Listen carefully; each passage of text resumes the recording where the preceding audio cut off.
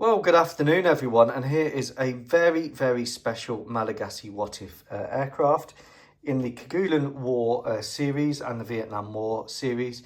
It's preserved at the Naval Museum under armed guard in case of French reprisals. What makes this aircraft 95 Sugar from the 95th Squadron, Malagasy What If Fleet Air Arm, aircraft number S for Sugar. Special is that it sank the Suffren.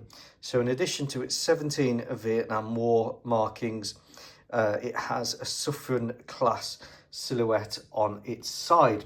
Straight after that battle, after returning to the Malagasy carrier, it was preserved on the way home and has been in the Naval Museum since. So it's one of the rare survivors of the B/C Skyhawk models. The rest of them were lost in accidents, attrition over Vietnam, or used as drone targets over the years. The kit itself is the excellent Airfix A-4B Skyhawk kit that's been sat in my loft for absolutely ages. Wonderful, wonderful little kit. Very, very nice.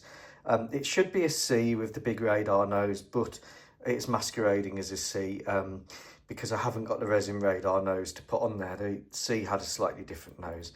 Cs that were converted with the big electronic hump for countermeasures were then called Ls, and they also received the extra 2 pylons later in their service life. But this one, like I said, was preserved from 1968.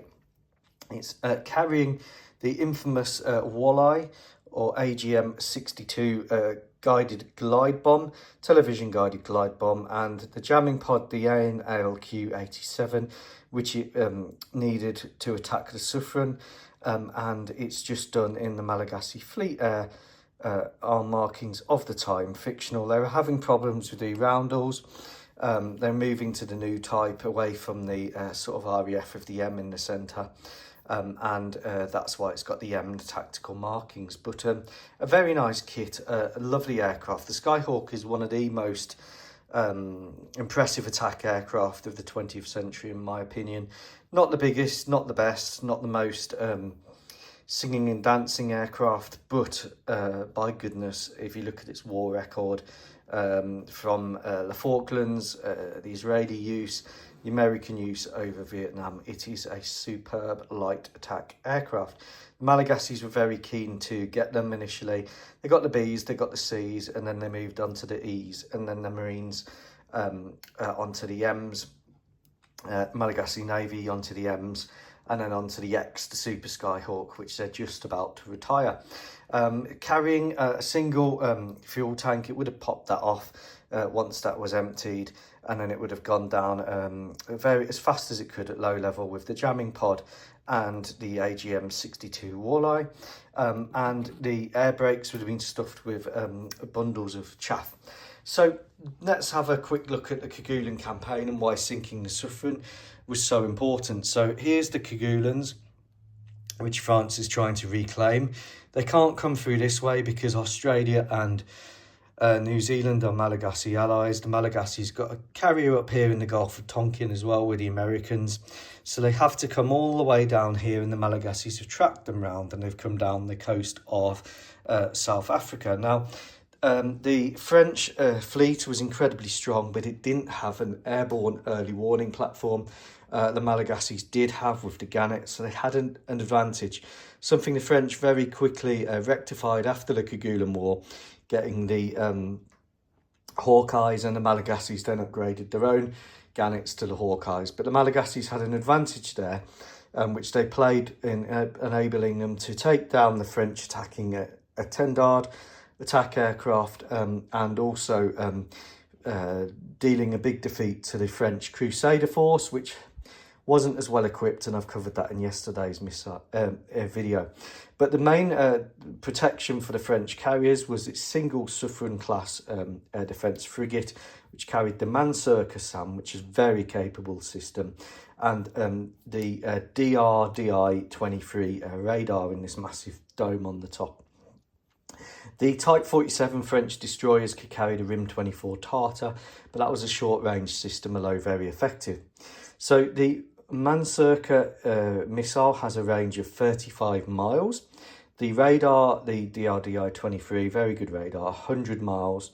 And the Malagasys had to get within 16 miles to drop their walleyes, or even closer to drop their 1,000-pound bombs, which they used the toss bombing technique for. The RIM-24 Tartar is a 10-mile range, so the walleye can exceed that. So the Malagasys looked at the geography, and given that the French were coming down here, this way, they looked at Prince Edward Islands, which is a series of islands here, and that's the French objective, is to take the Kerguelen Islands back. So what the Madagascans did, the Watifians, is, here's the Suffren with its stupidly large dome, is they used what's called the radar horizon, because the Earth curves, and they used Prince Edward Isles here. They knew that the French were coming around this way. They had one carrier group up here, one carrier group down here, and they used the Kerguelen for their attacking forces to run in. They had their KC-135s refueling on the way here, and the one carrier aircraft used buddy pods to put them in a position behind the Prince Edward Islands, where they could use the radar clutter generated by the islands to get close to the approaching French fleet, which then either had to go north or south around those islands towards the Kerguelens, and that's where they hit the Suffren class, and that's where they hit the French carrier Le Clemenceau, and pretty much ended the war there and then. And they used the radar clutter, they used the chaff and flare bundles, which they dropped out the air brakes, they used the jamming pods, and they popped up, and they got to within the range of the walleyes, and that's when they used a walleye guided bomb. It's a fire and forget weapon, identifies targets with good contrast, such as a ship on the sea, launched it, and that was the end of the Suffren. With the Suffren gone, and they hit the Clemenceau carrier in a second wave, that was the end of the French campaign, and the French campaign sang Vive la France and returned to France, which in 1968 was in terrible political turmoil, and it pretty much collapsed at the end of this. And that was the end of the French claim on the Kerguelen Islands. So this is what we call use of good terrain to mask the radar, the use of the radar horizon at low level, the use of aerial refuelling to extend the range of the naval strike group to get them in position for the carrier air group up here. And what the Malagasys had done is they'd been able to defeat the French Crusaders. They put their combat air patrols out here. They used all of the assets and the land masses that they could, and that's how this Skyhawk sunk one of the best air defence frigates of the 1960s. France then had to do a bit of shipbuilding, and in commemoration, this aircraft was retired to the Naval Museum. I hope that makes some sense, and I hope you enjoy these what if war videos.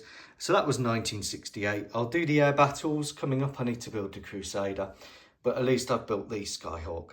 Take care. Goodbye.